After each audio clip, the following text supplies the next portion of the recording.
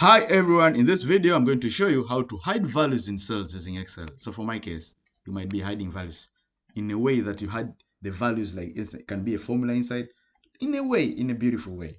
So not the normal way of hiding, like I know some people will be thinking like you will just right click and do this hide. Yes, you can do that, but for me I want to hide in such a way that there is a value, but a user cannot see it. Like here, for instance, maybe there is a value, maybe 28, but a user cannot see. So I'm going to show you in a very short period of time. So what you got to do, for instance, I want to hide here. This is the sum, actually. We just did a simple sum. So just select the cells which you are going to hide, then right click, then go to format cells.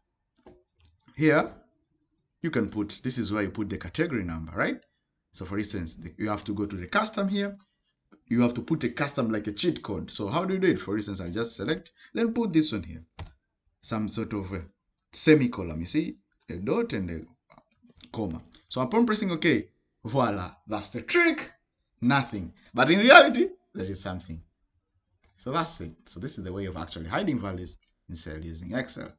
Thank you. Make sure to subscribe for more videos like this. Gracias.